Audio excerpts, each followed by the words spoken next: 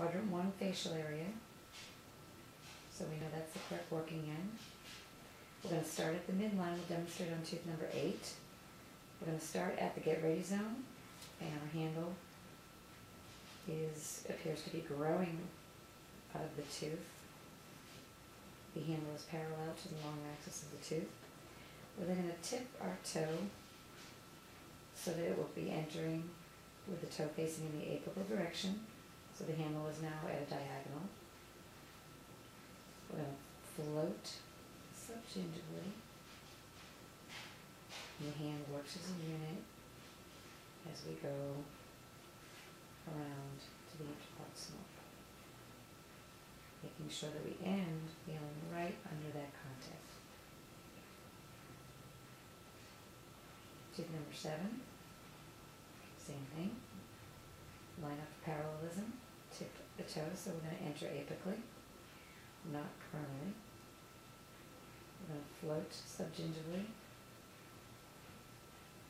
Small 1 millimeter overlapping strokes all the way to the interproximal. We're not going to bury the foot in that the whole foot is interproximal. We want to have about half of the foot still visible, the heel, because these incisors and the premolars are so small. If we bury the foot, we're basically going all the way through and we're not feeling anything, and we could hurt the papilla. When we get into proximal, we want to remember to turn, get right under that contact, and slide back out. For the lingual, surfaces away. We're going to use our indirect vision, use our mirror.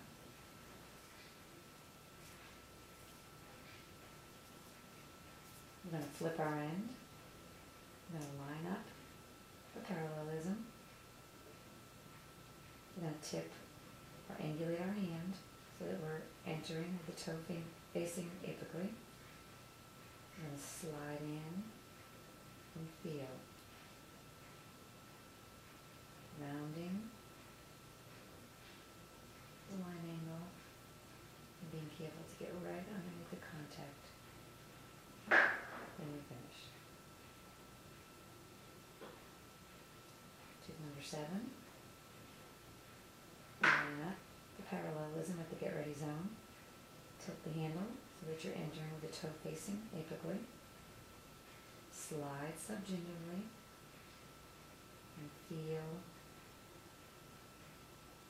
as you go around the corner, rotating along the line angle.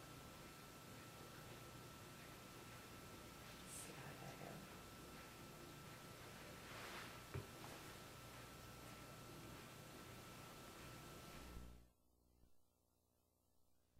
Anteriors facial, surfaces away.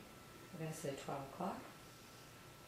We're going to use the same working end of the explorer that we used in quadrant 4, buckle. So once we determine we have the correct working end, we'll go ahead and demonstrate on tooth number 25. We're going to line the handle up at the get ready zone. We're going to, as much as possible, tip the toe to go subgingivally, which the hand is awkward initially. But you need to be over this way so that you can truly get subgingival and come around the corner, feeling under the contact. On number 26, again, you're going to fly in and land, focusing on the canine. Line your handle up for parallelism. Tip over.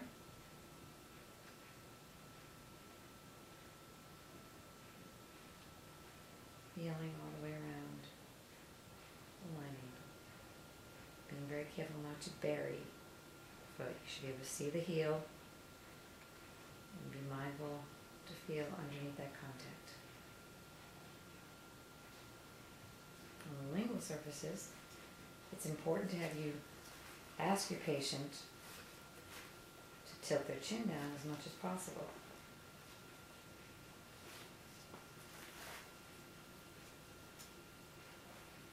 You're going to use the opposite end of the instrument that you used on the facial.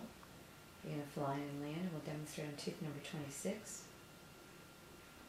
We line up for parallelism, start the get ready zone, and then once once again, we have to tip our toe so that we'll enter with the toe facing as apically as possible. And slide in.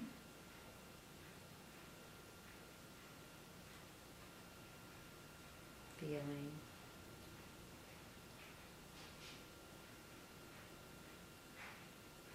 Making sure we get under the contact.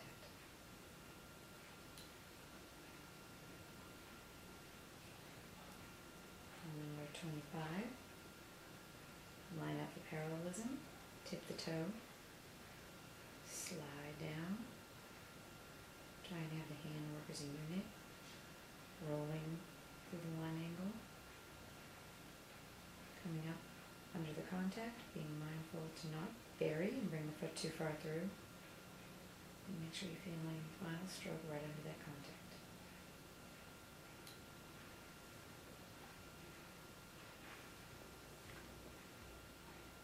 Okay. Of the mandibular anteriors with your 5-6 Gracie curette. Again, to determine the correct working end, you want to place the foot against the tooth. If you see the shiny face looking at you, you know you have the incorrect working end. So you want to flip your end, place again. Now you should see the back of the instrument so that the face is actually hugging the tooth.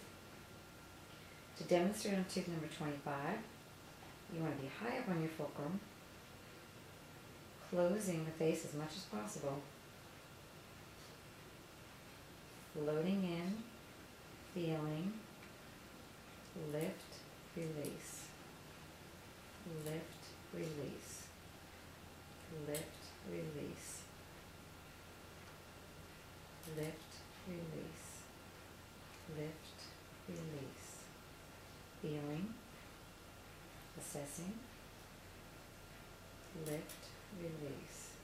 If you don't feel anything, you'll be doing again a biofilm removal or disruption stroke, and just smoothing things down with little to no lateral pressure. To demonstrate on 26, once again, I still know I have the correct working end. I'm going to close my face as much as possible. I'm going to slide subgingivally, feel my terrain, lift, release. Lift, release. Lift, release.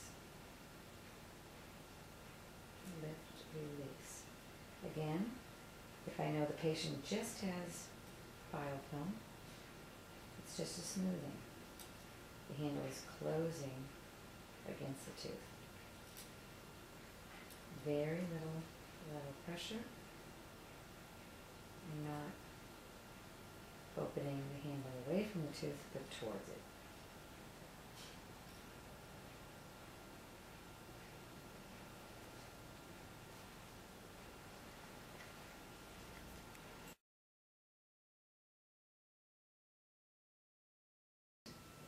For the premolar, we place at the midline, at the get ready zone. Noticing the foot looks somewhat horizontal. It's not always feasible to try to get that toe facing apical look. That's as best as we can do with our hand. We want to close the face as much as possible. Float subgingivally. Feel the terrain, feel your root structure. If you feel calculus, you're going to lift, release. Lift, release.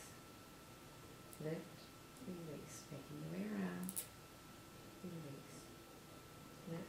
If you don't feel anything, you're going to be doing the assessment, closing, biofilm disruption, deplaquing stroke.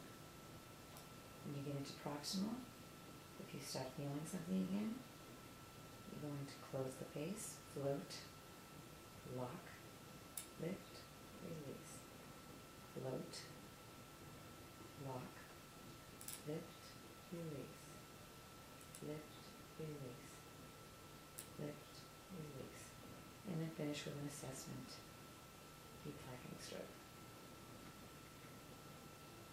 To use the 15-16 in that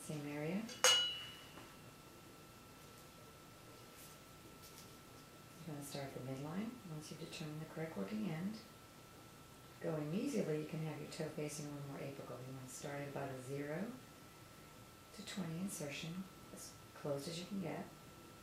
You're going to slide in, feel, lift, release, lift, release, lift, release. If you're not feeling anything, we know that the patient just has biofilm subgingivally. It's just a closing stroke.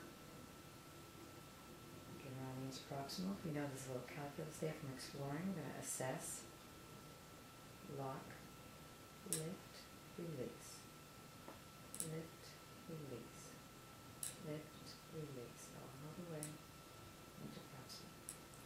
You want to always finish assessing how you did. If you still feel some calculus, then you lift, release, lift, release, lift, release, all the way until you feel as if it's smooth. Remember, you'll always finish with your explorer to fully determine that you've successfully removed any